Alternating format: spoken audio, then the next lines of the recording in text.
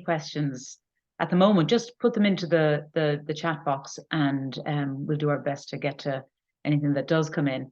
So you're all very welcome to this Green Arts Clinic today. This is the 17th of August, and so the purpose of this is really to see if there are ways in which we can give you useful advice. There are some questions that have come in that I think will relate to a lot of other people. We also have Mike O'Halloran, and I'm just going to get Mike's correct title because I don't want to give him the wrong lead-in. So Mike is the Technical Officer for Drama and Theatre Studies at the University of Galway. And anybody who was at our session in Waterford will remember that he spoke very powerfully about really the whole generational issues around dealing with climate change. But he's going to talk to us about a much more practical thing today, and that is about how he's working, particularly with the Theatre Green Book, working with students in the University of Galway. So we'll do that maybe in about 15 minutes. So I'm just going to kick off with one of the really practical questions we had was about, well, actually, the first question we got in was to do with somebody, I'm not going to identify anybody by name who submitted a question, but somebody who submitted a question about an eco-theatre practice. And this individual said, I'm cultivating an eco-theatre practice for which I want to be able to support the designers and artists that I employ to make sustainable choices. These choices, such as sourcing used, reusable, recycled, recyclable materials, etc., may actually end up cheaper for the material budget, but take more time, more thought, and more footwork. So they need to be paid for this. In other words, the whole time that's involved in sourcing those kinds of materials. So often unsustainable choices are made because you are running out of time on a production. I'm wondering how best to pitch this in the budget template for funding. Maybe there should be a sustainable policy budget introduced as part of the application process. And I'm guessing that that individual is talking about Arts Council applications, and quite a few people are involved in those at the moment. There are a couple of deadlines coming up. I think one is for art centres and one is for strategically funded organisations. So at the moment, maybe just to touch on the Arts Council policy, that's due to be launched later this year. It's looking now that it will be towards the very end of September and possibly the beginning of October. But one thing that is clear already is that those who are putting in fundings now for 2024 are being told that one of the conditions of funding, if they're awarded funding, will be to produce some kind of commitment, environmental commitment, as a condition of getting that funding. So that's something that is facing those organisations. They don't have to do it now when they submit their application, but they will have to do it in order to draw, they have to commit to that in order to draw down their funding. So I suppose at this stage, we're not entirely sure how all of that is going to manifest itself in terms of Arts Council applications. But I think that there will definitely be room for, putting sustainability into a budget, because the Arts Council is very aware with all of the, some of you may have been involved in some of the stakeholder engagement with the Arts Council. They are very aware from all that stakeholder engagement that in order to make productions that are more sustainable and source those materials, that is less, more time and less materials. In other words, so that you're spending some of the money on the people and the time and less of the money on the materials. So that's a whole shift that we're hoping that's going to happen. I'm just trying to think. The other big thing, I suppose, and again, Mike would be really well able to speak to us about this, is the Theatre Green Book, which is a great resource for anybody, because the first of those, there are 3 volumes, and then there's a kind of additional volume about green art centres. But the first of the 3 volumes they produced focuses on sustainable productions. And for those of you who are not aware of it, Irma might put that link into the chat for us. But it's a really, really useful toolbox to have. And the focus is very much on that whole idea that, people should spend more time sourcing materials and on the whole preparation and build all that into the planning, and that therefore less money is spent on buying actually raw materials. Does anybody here have any thoughts on that? Anybody who's had experience of that? Or because I suppose the ideal thing is not just that I'm going to answer a whole lot of questions. Hopefully I can, but many of you here have maybe struggled with that whole idea of trying to make a production more sustainable in terms of the embedded carbon in the actual materials you're using. Anybody, any thoughts? Has anybody tried to do that? Mike, have you any thoughts? I know you're going to touch on that a little bit later on, but so with regard to, I suppose, as in starting off from a good point, or kind of the reusing of materials. where would you start, and how useful did you find the Theatre Green Book when it comes to, making that more? So, I mean, I was just kind of half typing in the chat there. It's like, I don't think useful is a strong enough word to describe it. Like, we feel it's a kind of epic resource. It's constantly open on the laptops here. We haven't printed it for sustainability reasons, but all the students that go through the production cycle here, it's kind of becomes a core text for that module, which is the production module. So everyone has to kind of get in and through it. It's just like having a really excellent sort of eco person in the room with you, that if you ask questions to, like, the word book is maybe, I suppose, a little bit misleading. And I wonder, do sometimes people not read it because they think they're going to have to sit down 3-4 days and read a book? It's not, there's not actually that many pages in it, and it's much more bullet point based. So it's just exceptional for being able to kind of sit down, quickly reference, we're going to do some shopping today. What are the best ways that we could do that? Or we're going to procure some materials. What are the best ways we can do that? Are we doing this the most sustainable way? Have we had a chat about it? And these are the ways we can kind of move on. So it becomes like a Swiss Army knife or a cheat sheet, really. So yeah, we can't speak highly enough of it. I said it's core here now on the module. Like it shows up on the students' reading lists when they sign into Blackboard or Canvas, to kind of do their modules, and it's an excellent starting point. But that's the big point I'd make, is that it's not really a book. So if you haven't read it, get a coffee and a sandwich, and by the time you're finished, you'd probably be finished. Certainly the one to do with productions, the venues has a little more info with regard to buildings and things in it, but you definitely get through it in an hour. So, and it has kind of different levels. There's a kind of a baseline level, there's an intermediate level, there's an advanced level. So yeah, you can certainly, it does encourage you maybe to start exactly. off. Yeah, so we've started with the baseline model 2 years ago, which is a kind of 50-50. You're sort of allowed to buy 50% of new materials, provided that those new materials will live on again.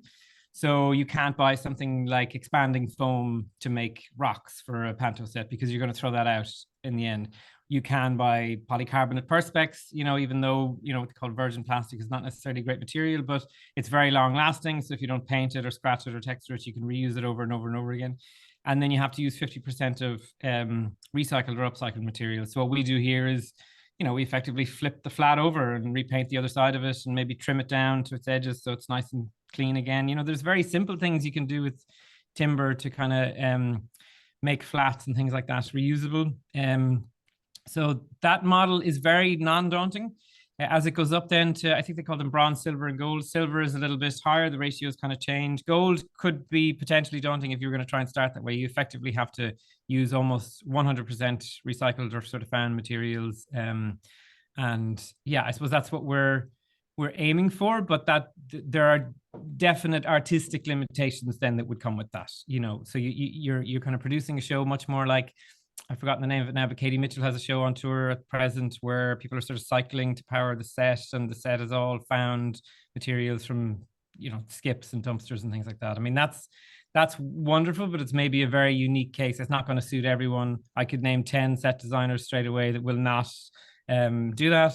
So that's a different conversation that we have to have. But yeah, I would definitely say if you're in control of the production, have a go the next time you're doing it. Start with the 50-50 model, and if you're in charge of a venue, go through the venue book, because it's full of resources and things you just may not have even thought of. Yeah, great, thank you, thanks, Michael. And I suppose one of the things that a lot of people pushed when the Arts Council was doing its consultancy phase was that in order for organizations, particularly production companies, to be able to produce more sustainable shows, well, then inevitably there was going to be more time, and that time has to be allowed for, and that time has to be paid. So that's hopefully that's something that I think that it will evolve over time. But I suppose it's also up to us, maybe in the arts sector, to think slightly differently about how we, again, take a step back and think about how we create a show, how we're thinking about a show or a production or a performance or a tour even, rather than coming up with the idea and then trying to make it green. You need to start from a different perspective almost. to make it more sustainable, rather than trying to apply that sustainability approach to something that's already kind of fixed in your mind. I'm just going to put in the chat this one I forgot to give to Irma, but there's a great guy called Stephen Burke. Some of you may have heard of him. He set up an organization called Restaging a few years ago. He has an extensive background in production. I think he was a performer at one stage. He worked in the project.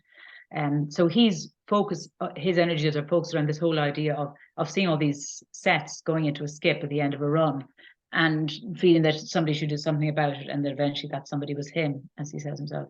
So it's worth looking at his website. He's based out somewhere in I think somewhere like Moat or something, somewhere in the Midlands, and it's great to see that somebody is doing that.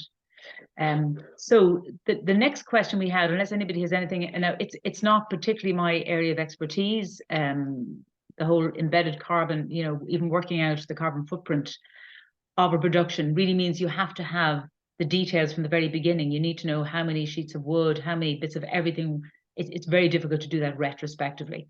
So I suppose if you are working on a production, it would be great to keep a really detailed record of exactly what is going into that production, because then it's much easier to look back and say, what would we have done differently? Or, what was the impact of that? Trying to work that out from a set that's actually on your stage is going to be very, very difficult. So that's just in terms of an approach. We just did a little bit on, a question from Nia. Irma, you might maybe add that on, those questions there, but just going to do a little bit on funding, and there's not a huge amount available, but I think Irma is going to share just a one-page Word document, and we can send this on to everybody afterwards. But there is some funding available for organizations who, somebody asked, is there funding available specifically to make organizations more sustainable? Now, few options, because I just want to see my notes as well. Yes, thank you. So I suppose can everybody see that? No, not at the minute. No. Okay. And maybe it's because I want to look at my notes as well, but I think it's Irma who's doing the screen sharing. But look, maybe just to run through it very quickly, we can certainly, I think that's working now. We can, and we'd send it on to you afterwards. So there's, just in terms of buildings to start off with, there is, and I know not all of you would necessarily be involved in sort of venues or buildings, but some of you might be. So there is a scheme through the Department of Arts called the Cultural Capital Scheme. It's streaming. It's been there for a little while. It doesn't have a deadline, but so the primary focus of that really is the refurbishment and enhancement of the existing arts and cultural facilities. So the grants are not massive, so up to €50,000. There are conditions, as always, attached to that for not-for-profit with organisations with a defined arts and culture remit. But what is interesting is that there are grants of up to 20,000 at 85%. So that's quite a very high percentage for organisations that are not funded directly by their local authorities. And if they are funded by the local authorities, it drops to 60%. And then there are grants of up to 50,000, so that higher amount at 70% and 60% for local authorities. So it is a very high rate of funding. You don't have the matching funding if you're not a local authority organisation, is only 15%.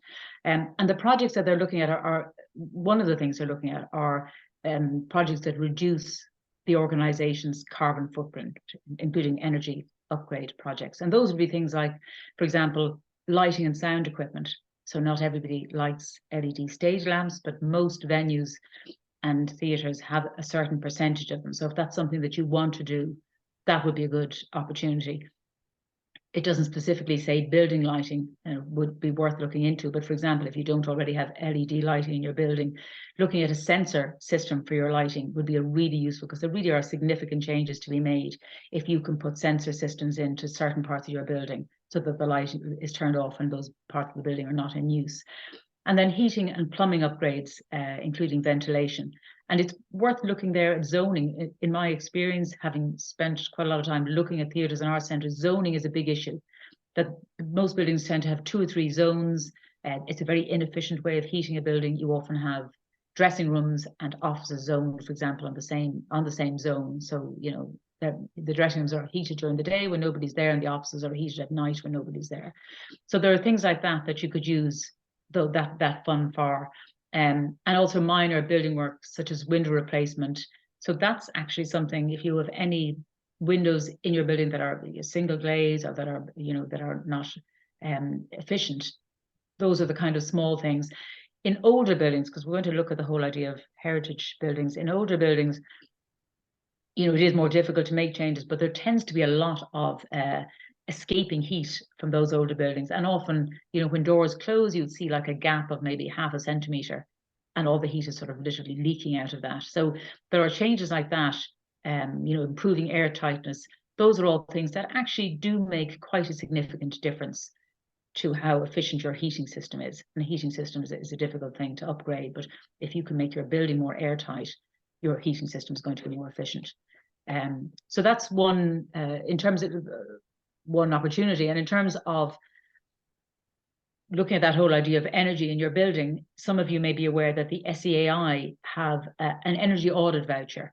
It's to the value of €2,000. So that's any organization that spends up to €10,000 on their energy, which would be really any venue or theatre or gallery. You're eligible for that SEAI energy audit, and that is really useful. That €2,000 would more or less cover that, the cost of that audit. And one of the conditions is that it has to be done by an SEAI approved energy engineer. But I would really recommend that, because people will often say, we don't know where to start. Well, an energy audit will tell you where to start. It'll give you a rough sense of your carbon footprint, not in a very detailed way, but certainly in terms of the first steps that you could take, it's really useful. So if you haven't done that, I'd really recommend it. And quite a few of the theatres that we've been working with have done that and find it useful. The language is sometimes a little bit difficult to understand. The SEAI also do grants for PV panels. Now that's obviously a bigger project, but for anybody who owns their own building or has a local authority that's maybe supportive, has a suitable building, obviously a lot depends on the roof and the orientation of the roof. But as the price of energy has increased over the last couple of years, particularly, the payback period of putting PV panels on your roof has really become much more appealing. It used to be a payback of, 7 or 8 years. Then I think it's gone down to a payback of about 4.5 years. So, you need to look at things like, you need to size a PV array to what you're doing, unless you're going to put in batteries. That's a whole different question. The whole area of PV panels it's a big subject. Maybe at some time, if people are interested, I could do a session just on what's the best way to approach that. But at the moment, you'd be applying through what's called the microgeneration, the non-domestic microgeneration grant, and that's available for all small businesses. And that starts for arrays as small as 1 kilowatt, which is quite a small, about 3 panels, right up to, to 60 kilowatts. So it's quite a big range. And really the sweet spot probably for venues is probably something between 10 and 20 kilowatts, depending on what you're doing. Ideally, it works better for venues or buildings that are very active during the day. If you're a theatre that's largely, quiet during the day and your performances are all at night, then the whole PV panel thing makes less sense unless you have a battery.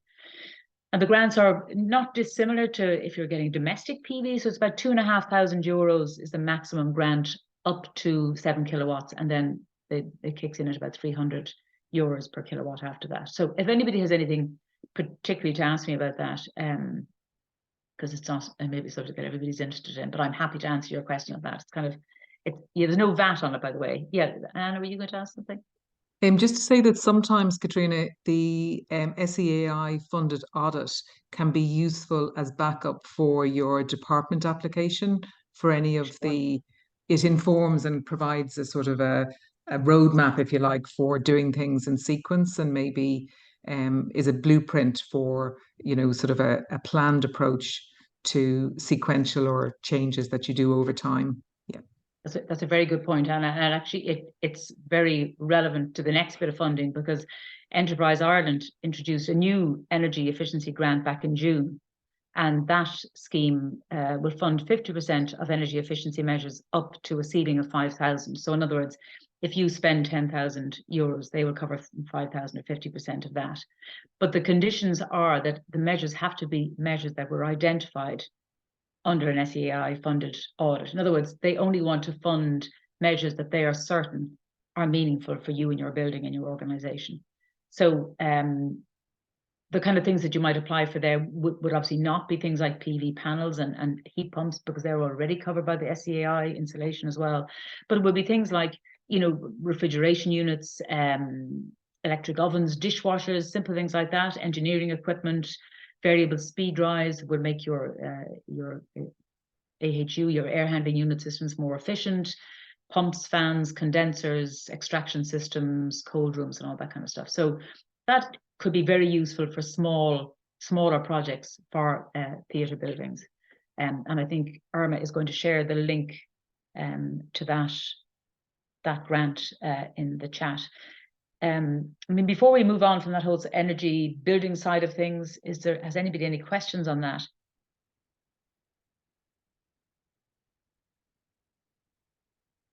I know maybe it may not be able to see you all, so if you do, just shout. A small group.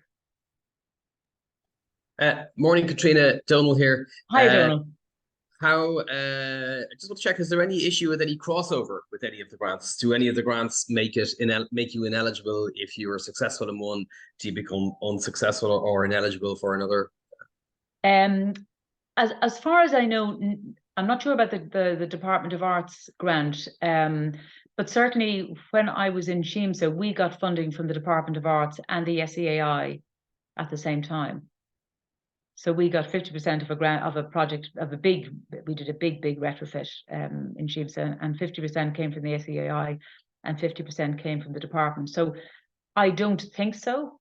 And particularly with those smaller grants, with the Enterprise Ireland one, I don't think that would. The only limit would be that obviously you can't apply for things that are already covered by the SEAI.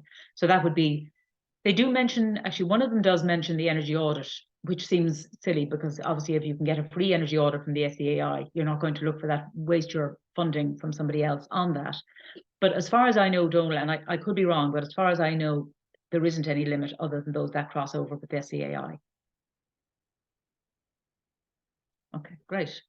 And finally, the Community Climate Action Fund. This was announced in February of this year. This may not be relevant. This would be not relevant now for venues and arts organizations, bigger organizations. But if you're smaller, if you're, for example, you're an artist and you're working within a local community, or you're involved in a community group of some kind, there is this funding, and the idea is that it supports community groups to, you know, take action. And this all came out of the whole climate action plan, in that the government is committed to asking the public and asking society, what do they think we should do? So a lot of these actions came back from members of the public, and a lot of people said, we want to do stuff, but we can't because we don't have funding. We don't know how we can manage to do these small things. They all had suggestions around kind of things they could do in a community level.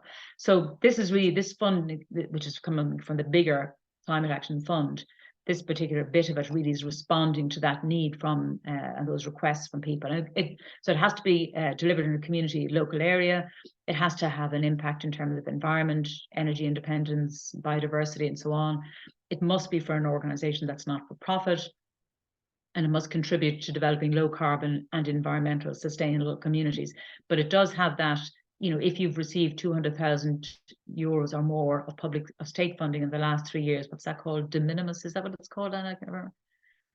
You can't apply. So it's really not for those big organizations. It's for small community-led organizations, and it covers kind of practical things like retrofitting community buildings, LED community lighting, EV charging points, bike racks, composting facilities, and so on. So kind of small stuff. It doesn't cover the people who do that, who apply for money. This is always a bit of a bugbear that, first of all, if you're a community group, you're doing that, all your time has to be for free. Secondly, you have to pay for it first and then draw the money down. So in other words, you have to borrow, as a community organization, you have to borrow that money and then draw it down, which I have to say, I think is, somebody who's done it, not very fair. So I think that is the funding bit of it. Irma, you can. Has anybody got questions on funding, or does anybody know of other funds or other avenues of funding that are available? I mean, presumably once the Arts Council's own climate action and environmental policy comes out, that is going to impact a lot of, that is going to feed its way into a lot of funding applications. So it suddenly will, it will start to manifest itself as part of the overall funding. And I'm guessing there will be funds that encourage people to behave in a particular way. So that's all to be revealed later this year. So that is, this actually is probably a good time, maybe, Mike, if we hand over to you and you can talk to us a little bit about, Mike's going to do a little presentation about the work he's been doing in Galway. So thank you, Michael. Okay, thanks. Presentation may be a strong word, so forgive me now. Sorry. Okay, can everyone see the slides? Great. So as Katrina said, I'm Mike. I'm the technical officer, which you may know as a technical manager in a regular venue for the drama department here in the university. So my role is to look after. We have 2 performance spaces here in this building, and then 2 other kind of venue event spaces in another building. I have to say that I'm very blessed in that when we opened the doors of this place in 2017, it was Ireland's first 100% LED theatre, and that's through the entire building. So every work light, every hallway light is LED. There's sensors all over the place. The entire theatre lighting rig is LED. So I suppose I'm very aware when I chat about these things that I'm sitting in a very sort of privileged position where a lot of the work has already been done. And that's why I would generally try and speak more to green productions rather than green venues, because I know what it's like. I've worked in lots of venues around the country, and I'm sure some one of you is sitting in a slightly cold, damp control room somewhere right now, looking at me in a lovely, warm, heat-controlled building, thinking, well, you have as well. So I'll just close this chat out of the way. So we have here in Galway again, or University of Galway is now known. I'm lucky as well in that we seem to have a really, really good buildings and estates sort of mission to lower overall emissions and kind of footprints. There was a target set for 2030 to reduce the emissions by 50%. And that was only set in around kind of 2018, and it was broken in 2021. So they're miles and miles ahead. There seems to be a huge support for it here on campus. So there's solar panels on the tops of several of the buildings here. All the kind of water treatment and systems and things like that are all very efficient. And then again, I said we're very lucky in here in that we do have a lot of the things that Katrina was mentioning, like sensors on lights and things, which is actually one of the, to be fair, one of the cheaper things you can do. Those sensors are not expensive, and they can just be fitted in line with regular kind of lighting circuits. So it's something, if you do get a small grant, there are small things that can be done as well as big things that can be done. The big things tend to live on the roof, the heating and the ventilation, and in those kind of big, dark, scary rooms. But the small things are the bits that are in front of you, like going around changing the light bulbs and things like that. I remember that Nick Banton worked out that the energy used on the stage it's much more minimal than people really think. It could be lower than 20%. The big target is always the theatre lighting rig, but actually all the lights in your hallways and foyers and box office and dressing rooms in particular use more power kind of throughout the day. And then of course the heating and ventilation is where a lot of the energy goes. Again, very lucky here. We got a full-time sustainability officer who's always open to chats and discussions. So if anyone did ever want to come along or come visit here for a look around or a chat, I'm very open to that, and Michelle would always be very open to discussing things with people as well.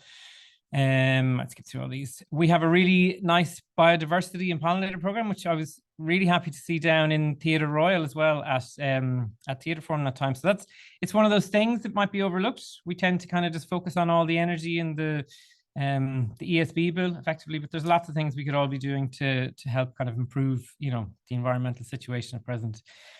This year we launched an MSc in sustainability leadership. So I suppose it just shows that there's a shift happening now, and more than us teaching the Theatre Green Book to the students, there's a shift in kind of people being trained, in these areas. And if somebody did want to go and do a part-time master's, while they're working to really upscale in these areas, it's nice to see courses like this coming along.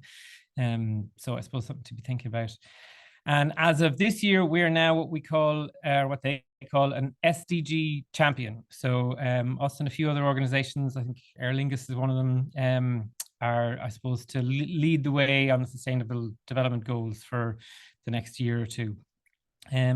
So this is us anyway, just in terms of the venue. We are actually about 300 years old as a building. The building has seen many sort of iterations over the years, from being a flax mill to the munitions factory during the war effort. You'll see sort of in that photo some old timber beams, and they are 200 to 300 years old. So, you know, I'm in some ways aware of the implications of working in an old building, but I suppose we're again lucky that in 2016, 2017, when it was retrofitted to quite a kind of high degree. But we'd be of similar size to, I suppose, some of the kind of smaller venues out there. So we're 9 by 11. In terms of productions, we produce 2 large shows per year with the students. So that's a full-on set, lighting, you know, they're in the venue for about a month and a half, teching the show as you would tech any professional show. We would have countless smaller productions where basically every student in every class will put on some sort of 10-minute performance at the end of their modules. So they're actually, we've kind of discovered to be the harder ones, because you have maybe 15 shows in throughout the day. So that is where having adaptable equipment like, you know, color changing LEDs and moving lights and stuff really kind of shows into its own, and where you do have to really mind the sustainability. You know, it's easy to take time and build a nice set slowly, but when someone is doing a 10-minute piece, they often just go off and buy plastic spoons and cardboard and make something out of gaffer tape and spray paint really quickly. And that's where we've really found the damage can be done. So you have to kind of watch out for the smaller things as well as the big things. And outside of that, we accommodate shows from the Arts Festival in Barbaro and GTF, and we do try and pay very close attention to what's happening throughout those shows. So for example, 2 years ago, we just banned plastic bottles of water. So if there's a fancy conference, no matter who's coming in, if it's President Higgins, we won't allow them in here. We have water coolers backstage, we have glasses in the cupboards, and we just sort of force people to use them. There's going to have to be a little bit of that. I think there's going to have to be a little bit of us forcing people to do things, because it's kind of too hard not to. So as I say, we set out to kind of try and be an example. I said to Irma and Katrina and Anna just before we started, I'm very lucky in that I have a group of artists that I can tell what to do as their students and they're learning. And the hope is that when they graduate here, I suppose that they don't know any different, and they will then come into your venues or festivals in the coming years as very sustainable theatre makers. So we adopted the Theatre Green Book in 2021, and I said it's been a core text for us ever since. So it's heavily embedded into all the programs here. When the students are on the production module, it's embedded into their reading list, so they can kind of see it and reference it at any time. We started with the 50-50 model, and we're looking this year now to move into the, I can't remember the ratio, but sort of the silver, the step up sort of model, where we'll be that bit more sustainable again. In terms of the kind of tech side of the house, I don't know if there's any venue tech managers in here. I saw Mark there, all right. I suppose there's the few small things that you can do that make a big difference. So again, somewhere around 2020, we just eliminated PVC tape in here. There's plenty of suitable alternatives to it now, with Velcro and stretchy straps and all sorts of things like that. It does take a bit of getting used to, but you know, it's just a wonderful thing to not have that awful stuff floating around the place. We also bought cable ramps and mats and things, so we've almost completely eliminated the use of gaffer tape in here. We have simple things like batteries are rechargeable. You know, a lot of these things are actually pretty cheap. Like if you were to buy some ramps and mats and stretchy ties and rechargeable batteries, it might only cost you 400 or 500 euros, you know, but it could save you 1,000 euros in a consumables budget in a year. And then it saves obviously landfill, huge amounts. And it's important as well, I always think, to kind of try and track those things back. You know, you bought a roll of PVC tape, but it was made in a factory and it was transported and the materials were transported to that factory and so on and so on and so on. It goes all the way back. So every bit of thing you can remove from a production has a huge impact, you know, whether it's a big impact for you or not, it's a big impact in terms of sustainability. I said these things do take a bit of habit breaking. You know, I was a kind of touring production manager in techie for 20 years, so I certainly had some habits to break, but I'm very lucky that the students have no habits to break, and we're hopefully kind of teaching them good habits, should I say. I will again importantly note my privilege. We're not a very heavy receiving house, so we don't have Cush Came and, you know, Michael Keegan and dance companies and various different production companies coming in. Very often we have them that come in during the festivals, but we wouldn't be like a venue like Jenna May's The Lime Tree or something that has those big professional productions come in. And I can see there was a question there, right, about how do you handle that? How much can you kind of, you know, butt in, I suppose, to someone else's production? I would feel quite a lot, it's your building at the end of the day. But ultimately, if they've built a set out of plastic by the time they get to you, you know, you're not going to really be able to kind of have too much of a footprint in that. So I suppose it's about doing what you can for your venue and, you know, laying down your hard nose that, you know, you don't want to see this particular type of material or chemical used in the space. Find if you make a company take away some of their waste or rubbish, it helps massively. If, you know, they can't just dump a big pile of carpet or empty spray bottles in your bins, that kind of has a bit of a knock-on effect for them. So I say we're growing the use of the Green Book year on year. Every year so far with the productions, we monitored the waste, both, so kind of we have a daily check, a weekly check, and a monthly check. Every show is different, but I mean, we all know that many similarities occur. We all use timber and paint and, you know, lighting rigs and things like that. So the process gets easier and easier as you go. Our students have been really buying into it from day one. I think young people see the challenges that are ahead of them. So, I mean, as I was saying at Theatre Forum, I think we in generations before us have put them in a really difficult position. They will not be able to create the kind of shows that sort of many of us may have grown up creating. They just won't, you know, have access to the materials or, you know, certainly the boom time budgets. And there's just kind of too much awareness of, you know, the way that the entire world seems to be on fire right now. And, you know, we just can't create shows in the way that we have. So we've seen very big support from the students here on it. We actually found that tackling the sets was the really easy part. You know, there's very easy creative ways to kind of reuse a piece of timber. But again, the Green Book is an invaluable kind of resource to have to look at that. The areas that a lot of people maybe don't think of are, we tracked, again, when we count our waste, is that more waste came out of the dressing room than it did out of the workshop. So this is your things like makeup wipes and cotton buds and, you know, hair ties and things that all just seem to get bought, and they're effectively single-use products by the seemings of it. So this year we bought, you know, lots of reusable cloths and eco-friendly makeup that came in, you know, nice cardboard packaging and all that sort of stuff. And we sort of tried to invest in kits that will last a long period of time. And again, the students really led the way on that. They were really, really kind of into it. So maybe if it's not something necessarily a venue could do, but as a production company, as you're producing a show, it's certainly something to kind of look at. The most waste came from the rehearsal room. And this was the biggest surprise to us all because, you know, you look at the rehearsal room and it's just an empty room, generally with a table and a few desk lamps. But the amount of coffee cups, paper sandwich wraps, plastic from, you know, people buying fruit cups and things like that, that is where the bin bag was filled the most per day. So we worked out with the students, we did a couple of little calculations, and if we were on this production alone, you know, 20 in the cast, 2 cups of coffee per day when they were going to the college bar next door, 200 a week, 800 a month, you know, it adds up ridiculously quickly. And these coffees that are half chocolate, half foam, no one seems to wash those cups out afterwards. So even when they do throw them into recycling or compost, you know, they're still kind of throwing them in quite dirty.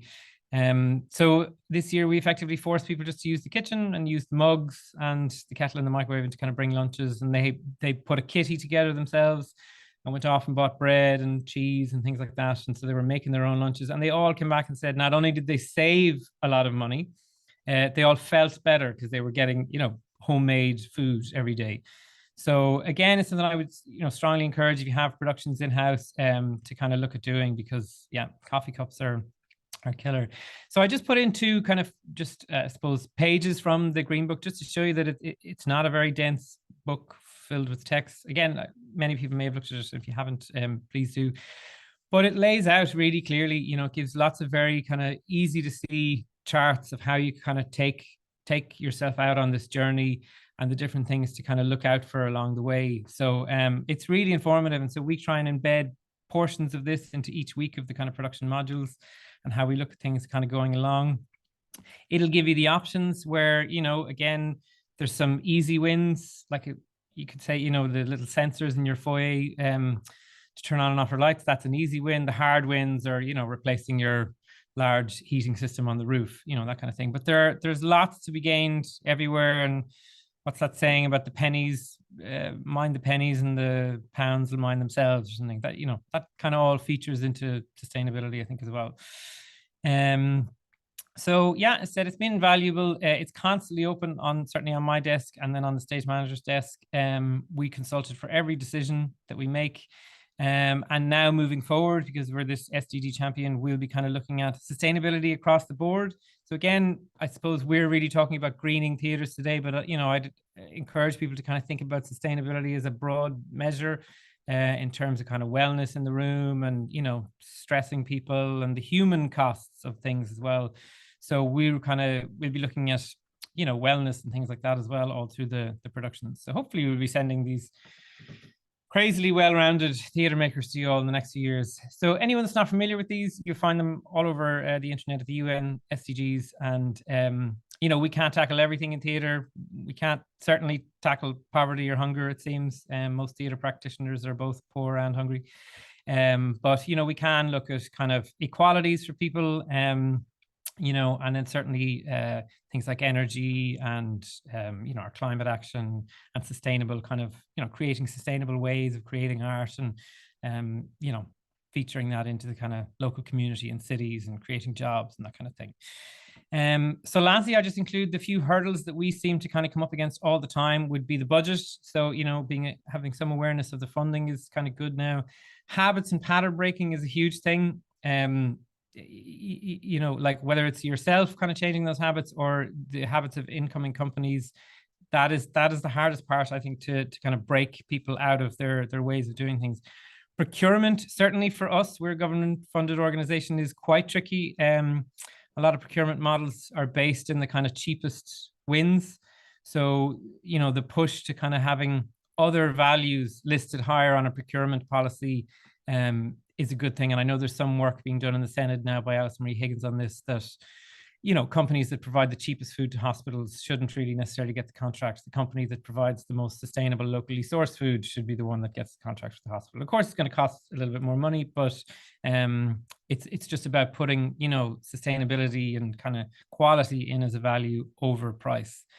And then time and human energy, and we definitely kind of, I suppose, touched on that with, yeah, it does take time to take apart an old set and to kind of trim off the beaten up edges. And, you know, particularly if things like glue and things have been used, you know, there's effort in it, but it's a very rewarding thing to do. And overall, you know, depending on what your wage costs are, it can be cheaper for sort of larger items. But it's definitely something that it's good to see that people are kind of looking at. So that's it from me. So I'm really happy to, I can't seem to find my mouse, I'm afraid. Oh yeah, to chat about this at any time. So I'll share my email in the chat. By all means, if anyone is around, ever wants to call in, please do. I'm very happy to speak to that at any time. Thanks. That's great, Mike. Mike just has such a clear understanding around the whole production side of things, and you know, you have a lovely sort of lab approach that you can use those productions with students, but also just everything around consumables and working it down into the finer detail. I think that's really useful. And just to say maybe that the Lear theatre are also kind of throwing themselves into this. They're a little bit behind Mike now, but they're also throwing themselves into this approach with their own students, and I think they're coming up with their own climate action policy. And I know they're also using the Theatre Green Book as a kind of model approach. So it's great to see those two universities doing that. And Mike, when you mentioned about, you know, other incoming companies and being a receiving house, I suppose one approach would be that, you know, tech specs and that and sharing environmental policies. And I remember myself when a company comes in, those contracts are full of all kinds of detail that most of us just don't have time to read. But maybe if we had a very clear and maybe a conversation is the best thing. You know, if you have a company coming in just saying, look, we're really trying to, as a venue, we're really trying to do things as sustainably as possible. So we just ask you to think about that, particularly at the point where you're agreeing, you know, you could agree a tour a year ahead of that tour actually visiting you. So you have a little bit of time to kind of let those, and then just keeping that message going all the time that this is a venue that really wants to do things sustainably. And the reverse is obviously also true. As a production company, you can say to the venue, we really want to do things in a sustainable way. We'd like you to support us and so on. So I suppose the more we can communicate and maybe even come up with tech riders that are kind of, rather than having, you know, 25 different kinds of tech riders, that we might come up with some versions that are in common. What about Donal? At least I know Donal, in terms of that, the whole idea of touring and trying to tour sustainably, what would you see as being obstacles there? Yeah, I'm only kind of coming to terms with myself, really. I think probably like a lot of things, it's the resource of people. Like who is the person that's going to do this? Most productions, venues, and in the arts, everyone has a role, and nobody's necessarily looking to inherit another role. And it's not a laziness or anything. It's just people are usually juggling a few different things. So I do think that's a real issue. We were in a position recently with a set that we no longer needed, and we're happy to see it go for recycling. But actually, the cost of getting it to the place where it's going to be recycled was prohibitive.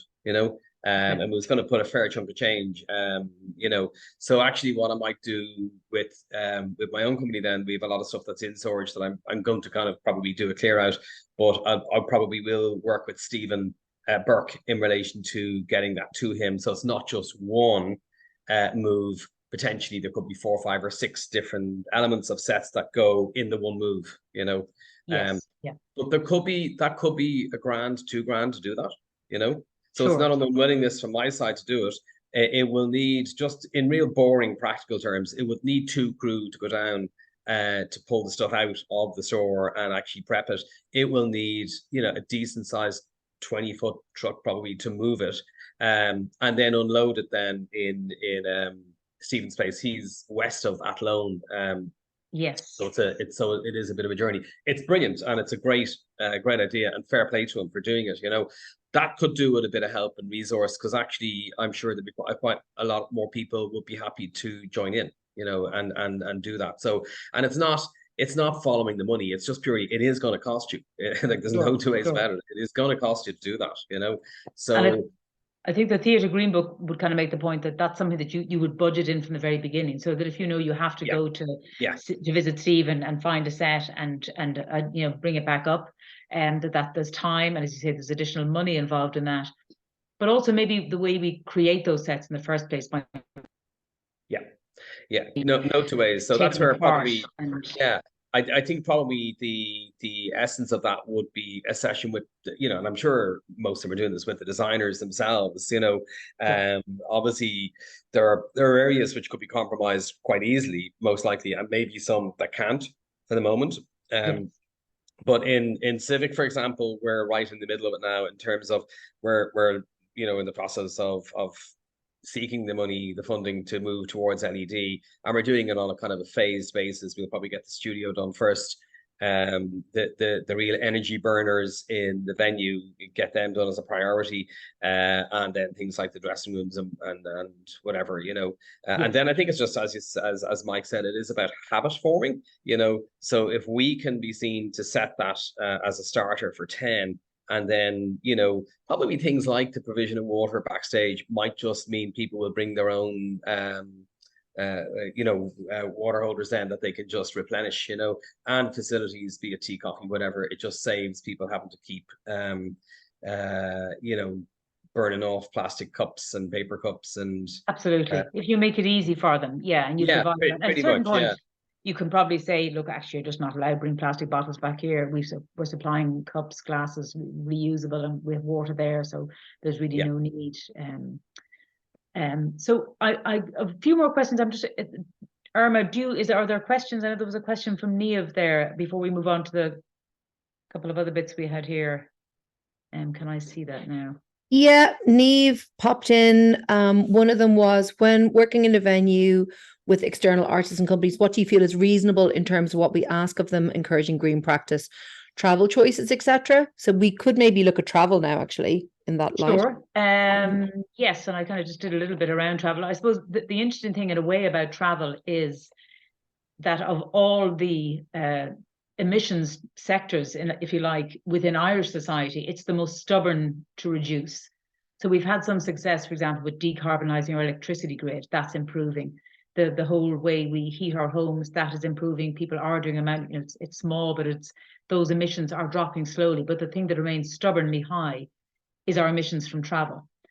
So, as individual venues, you don't have a huge amount of control over that. For the production company, of course, you're touring from venue to venue, but it's kind of small change in a way. Where we do have big potential to influence people is our audiences. Now, that if you were looking at if you were decided, you know, I'll go and work out the carbon footprint of my theatre company or of my venue, the footprint of your audience travel doesn't really fall within your remit. The thinking is that your footprint is what you pay for. So if you pay for electricity or you pay for heating oil, that falls within your remit. You don't pay for the audience's travel. That's the individuals who pay for that. So it's kind of their responsibility. But if you didn't put on your event in your festival or your production on stage, those people wouldn't travel.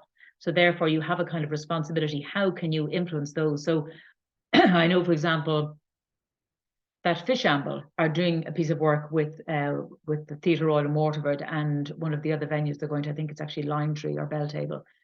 So they're bringing a production around and they're working together to see how can they, using marketing more than anything else, how can they incentivize their audience to travel more sustainably.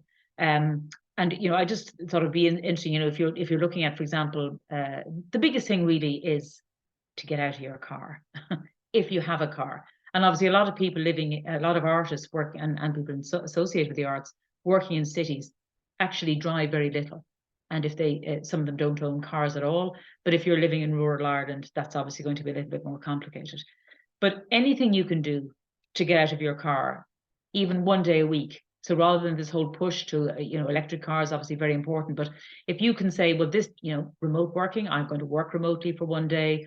I'm going to just this one day, I'm going to use public transport to get from, say, in my case, Dingle to Tralee. You know, I don't want to do it every day, but I'm prepared to do it one day a week. Is there anybody else who travels that route? Could I carpool with them one day a week? So actually you can eliminate some of it by just approaching how you, particularly that commuting travel, which is kind of very consistent. And we're all being told, obviously, to walk and to cycle where we can. You know, holding meetings over Zoom, that obviously makes a big difference. And then it's thinking about things in advance. You know, if you're going to use public transport, people will often say, well, it doesn't work. It doesn't work with the times. You know, I might want to get a bus from here to Dingle, but actually my meeting's at 11. The bus gets me in at 11:15. Well, can we think about the times that we meet and the times we do things in advance? So we're thinking about it. When I was young and living in West Wicklow, we would never say, I'll meet you at 2:00. We'd say, I'll check the bus time. I can get the 12:00 bus in. And I'll meet you at after when I get the 12:00 bus into town. We'd never just randomly pick a meeting time because we were utterly dependent on the local bus. So there's lots of really good things happening, really good local link services. That's really good in Dingle. I've discovered them wherever I go around the country. Those local link services are really building up. So do check those out. They've kind of cropped up, particularly in the last year. So anything you can do around travel, particularly as a number, well, obviously flying is the biggest thing you could do. It is the biggest impact of anything you can do. So we're going to put flying to one side as being something really nasty that we avoid unless we have to. But when we're thinking about, I suppose, work practices, there are so many things you can do if you really think about it. Just to give you an example, if you were traveling from Dublin to Cork, if you travel by diesel car, this is obviously for one person, it's 48 kilos of CO2. If you travel in a diesel car, so petrol car, 48 kilos. A diesel car doing that different distance is 44 kilos. An electric car is 22 kilos. A train is 9 kilos and a bus is 7. So the worst thing you can do is drive your petrol car down to Cork. And the best thing you can do is probably go by bus. Now, I kind of query the bus bit because a bus can take sometimes an hour longer than it's supposed to, and it's clocking up CO2 in traffic and so on. Personally, the train is for my mind the best, and you can work on the train where you can't really work on the bus. So some of those journeys are actually quite easy, you know. Now somebody's Helen on the travel. My festival is very rural in Bantry, and there are limited flights to Cork Airport, but we wrote into our artist contract that they would take a single direct flight to Ireland and then travel by coach or train to Cork rather than take multiple flights. Yeah, great. All of those small things make a difference. And it's really about thinking about it in advance that really helps.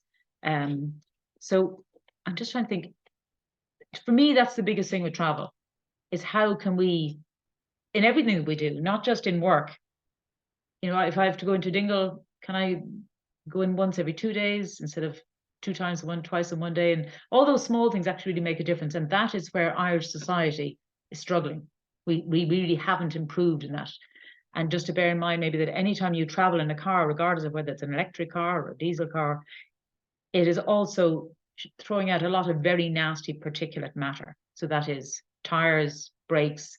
So regardless of whether it's what kind of car it is, it's not just the carbon footprint, it's all that additional, I'm afraid, nasty pollution that it's throwing out at the same time.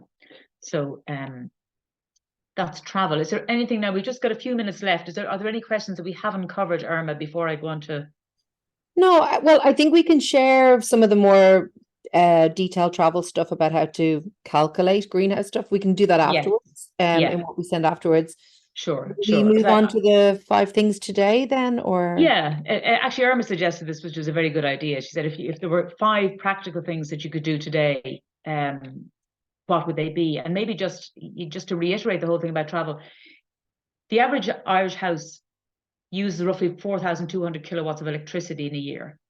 So it's the average, so 3-bedroomed, 2 or 3 people, 4,200 kilowatts of electricity. But when it comes to heating, the average house would use about 11,500 kilowatts. So almost 3 times what it's using electricity. So heating has more of an impact than the electricity. This is presuming that your heating is coming from gas or oil. The average kilowatts that we use, if you converted your travel in a car, for the average car user in Ireland, is 18 to 20,000 kilowatts. So it just shows you that the biggest impact as individuals we have is driving, then heating, then electricity. So it's kind of a useful metric to have in your head when you think about what can I do to do things differently. So travel was one of the first things we put down in terms of practical things. I think everybody can do that. Just reduce how much you use your car. The next thing I would say is don't do it alone, which is why we're all together this morning, because it definitely is more meaningful. If you're in an organization, in a family, in a community, whatever the context, bringing people together and agreeing solutions and talking about it and identifying possible things you can do is much, much more effective and powerful than one person coming into a group of people and saying, which I suppose is what I'm doing with you guys, which is why I'm trying to pull you out a little bit, draw you out a little bit and saying, this is what you need to do. Because nobody likes being told what to do and nobody has all the answers. So, it's by sharing information, even the fact that we know that Mike knows a lot of stuff that we don't know. That's why Mike is here today, because he can tell you stuff that I can't tell you, that Irma can't tell you. And you will probably all, after this, think of things that you could have shared with us and hopefully will share with us in the future. Food, we all know that. Eat a diet. I'm not a vegan, I'm not a vegetarian, but eating a more plant-based diet definitely has a big impact. It doesn't matter. So it matters more what you eat than where it comes from. So eating, for example, a banana, which comes from, the other side of the world, is 110 grams of carbon. Eating 100 grams of beef is 15 kilos of carbon. So unfortunately, anything that is animal-based food, I'm not saying we shouldn't eat it, but maybe we can eat more mindfully, eat less of it, make sure that it's Irish, maybe try and get more sustainably produced food. But basically, that does have a big impact. Never waste food, buy less, cook less, use your leftovers, and if you're throwing it out, make sure that it's going into a brown bin. Organic matter in a general waste bin is methane, because it goes into landfill or it's burnt. So that's an absolute, if you want to do one thing, make sure you have a brown bin. Electricity, just going to say one thing about electricity. If you can reduce the amount of electricity you're using between 5 and 7 p.m., that makes a big difference to the state in trying to decarbonize the grid. Because what happens, you have a windy day, we're producing maybe let's say 50, 60% in a good windy day, 50 or 60% of our electricity needs at a given time. 5 o'clock comes, people come home, they start turning on ovens and all kinds of machinery and equipment, and the demand rises. So what happens when the demand rises? The gas generators come on. So that's when we really need to ramp up the burning gas to generate that extra bit of electricity. So it's like a big curve. And if we can flatten that, a bit like the COVID curve, if we can flatten that down, in other words, cook a bit earlier or a bit later, avoid that 5 to 7. This would be very relevant in terms of theatre, if you think about it. Can you have your tech done before 5 o'clock and nobody's back on stage maybe until 7? Technically an option. You're having a big impact. And if you don't do that, the government is going to charge you, because soon enough, anybody with a smart meter, if you use electricity between 5 and 7 p.m., you are going to be incentivized not to do that, because that's what they're trying to depress, is that electricity usage at that time. And finally, water. we don't think of water as having a carbon footprint, but of course it does. It's piped, it's pumped, it's filtered, it's transported. All of that has a carbon footprint. And so challenge yourself, 2-minute shower, shower less often, wash your hair once rather than twice. If it's yellow, let it mellow, as they say in South Africa. Does your t-shirt really need to be washed? People might grow to love the new smelly you. So that's my final piece of advice. We might get used to all being a little bit smellier than we once were. So I don't know, has anybody anything else that would be useful or that we could answer or that we could help with? We might just share the graphic, Katrina, about the digital Oh, footprint. yes. Oh, sorry, digital. Yeah, we just Yeah. digital footprint is I'll pop that up now. Hang on. yeah, and we can share that afterwards. So I suppose the big thing is get rid of all those emails that you have read and that have been lurking in your inbox for the last 7 or 8 years. All of the emails you've ever written that you haven't deleted are on a data are using up a data center's energy. They're all stored in the cloud. That's all using energy. So delete, delete, delete, and stop sending 1 or 2 word emails saying thanks, great, because each of those emails has the same carbon footprint as, you know, a big long essay. So that for some reason, I don't know if everybody has this, I only see a very small version of that. So you may not be able to read it. Does everybody else see a bigger version? You do, it's just me. Okay, so that's probably what I've done with my viewing options. But so now I can't see what it says. But Erwin, you might just call out a couple of those things. But those are all useful things that we can apply. Watch your video streaming. That's the big one. Change your email habits, which is what you just said there. Unsubscribing from newsletters you're no longer interested in is a really good one actually to do. Yeah. Talk in person rather than over email. Choose a conscious cloud. Shut down. Kill the vampire power. So when plugged in but powered down, computers continue to draw energy. So try and cut that out. Take a snooze. Even in sleep mode, computers continue to burn energy. So setting your computers to go into sleep mode after a certain amount of minutes so it can run more efficiently while you're away. Dim your monitor and use a tablet or smartphone sometimes for quick searches and non-work related tasks. Use a tablet or smartphone instead of a laptop or desktop. Okay, so that's a useful one probably to start off. And also it's if you're at a Zoom meeting, you know, to turn off your screen sometimes. But if somebody's actually presenting, there's nothing wrong with turning your screen off. Obviously, with something like this, we're trying to engage with people, but you know, if there's 300 people, turn off your video.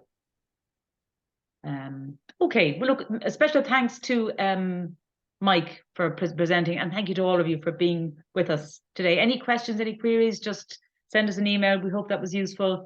Give us feedback if you can, and hopefully we'll see you all again at some point in a greener future. Thanks.